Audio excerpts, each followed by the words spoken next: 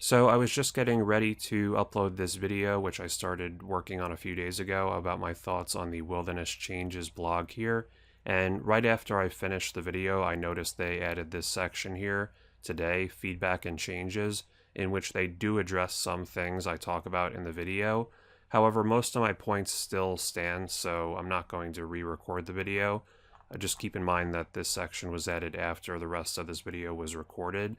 It doesn't really change too much. They do address a few things I talk about, like adding more content and also reducing the worlds. I still don't feel like they're making reducing the worlds enough of a priority, even after reading this, but it's just something to keep in mind. As always, I do recommend you read this entire blog, including the news section here, and I will link it in the description.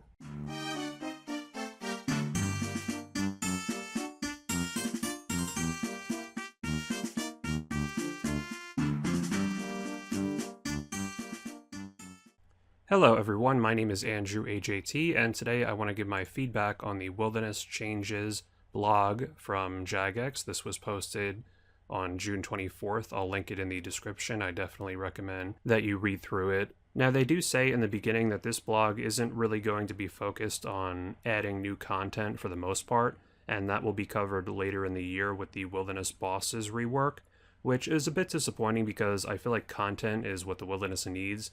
And certainly there are some mechanical changes that could be made to improve it, but the main issue is lack of content, so I would have rather seen that one first.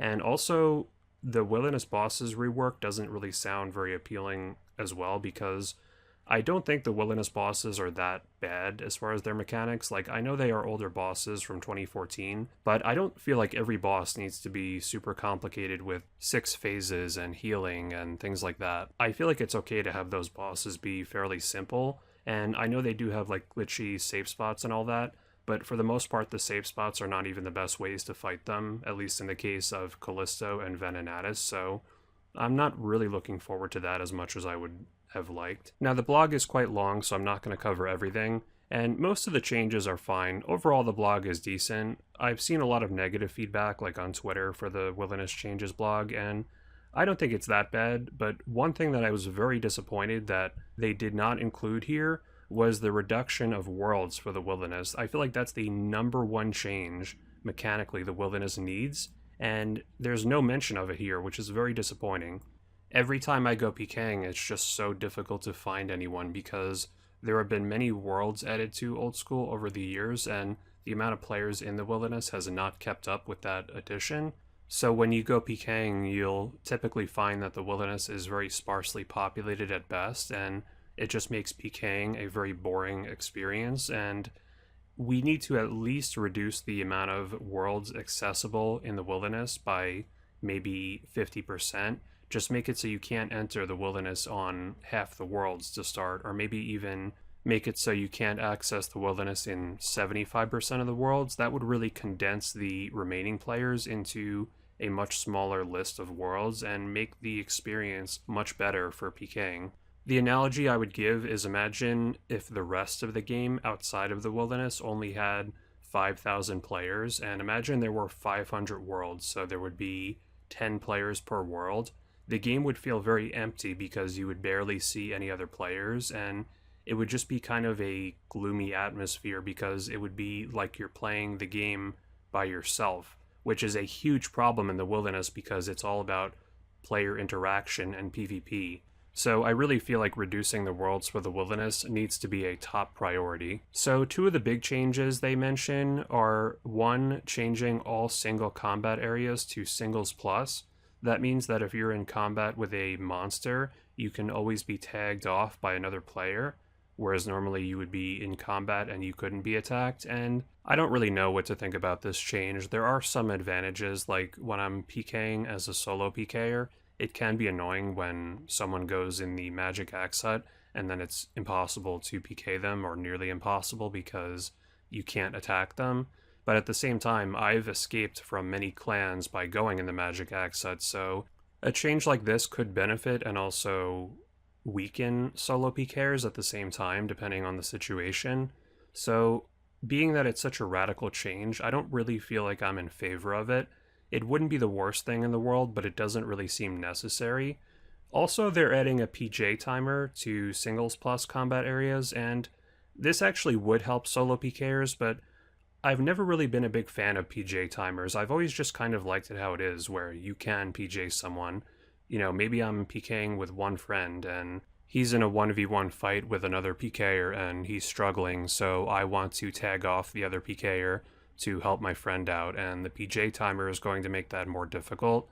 So, I don't know, I really don't think we need a PJ timer. I would rather see a change where it was more clear who's attacking you, because sometimes when you're being attacked by a big clan and they're all following you, it's very hard to even see who's attacking you. So if there was a way to make that more clear, I think that would be a much more fair change. Another thing is loot keys, which I think are actually a pretty cool addition.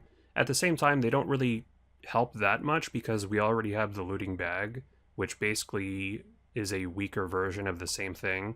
Basically just a way to hold all of the loot that you get from someone. But still, I think the loot keys would be a pretty good addition. Changing the Fountain of Ruin a little bit to prevent people from logging out after using it right away is also a perfectly fine change. They want to nerf the Din's Bulwark defense, but also increase its offense, which is not a bad idea. I would have to see kind of how it plays out in practice, but I don't really mind that idea. I think it's kind of an issue where the Din's Bulwark is so tanky and you can just protect it on death, so right now it's very overpowered defensively, and balancing that out a little bit is actually a decent idea. Also, nerfing Zerakin robes is fine with me, because I see so many people use those and they're basically worthless, so giving some people more incentives to bring Mystic robes instead of Zerakin would be a nice change, just to encourage people to risk a little bit more. Buffing Battle Stabs and Mystic Stabs is perfectly fine, but why are the God Stabs still so weak? Did you know that a Saradomin Staff only has a +6 magic bonus and an Air Staff is +10?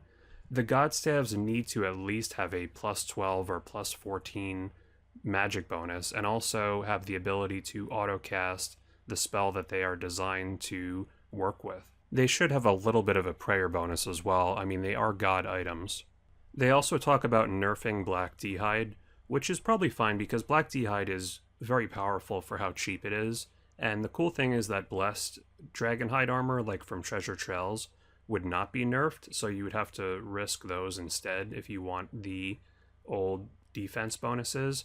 And those are worth more, so that would actually be a pretty cool change. It would just be another cool way for players to be encouraged to risk a little bit more when going into the wilderness. There's a lot of talk here about Revenants and changes, and maybe even adding a Revenant boss, and honestly, I've never really been that interested in Revenants, either fighting them or PKing around them, so I'm not going to get into this too much. I'm kind of bored of Revenants at this point. There's been so many changes to them, and there's a bunch more proposed here, and I just don't really have an opinion on it because, like I said, Revenants are just really not my thing. One cool addition they're proposing is a superior Wilderness Slayer cave creature, which would be a nice piece of new content. Really, we need new content for the wilderness to encourage more people to go to the wilderness, and that would be a nice addition. So overall, I have mixed feelings about this blog. They clearly put a lot of time into it, and I appreciate that, but there's some changes that are probably not needed, and I think really the focus first should be on new content, because even if you perfect some of the mechanics of the wilderness, it doesn't really solve the core issue of there is just not that many players who want to go to the wilderness right now.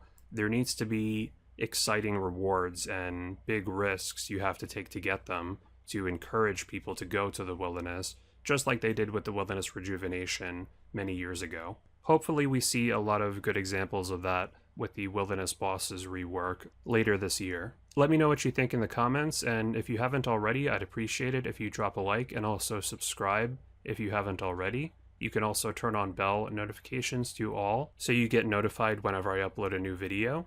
You can join my chat channel and clan chat in game, AndrewAJT62. You can join my Discord server in the description. You can follow me on Twitter and Instagram down below. And if you would like to support the channel even further, you can check out my Patreon page in the end screen. Thank you all for watching, and I'll see you all next time.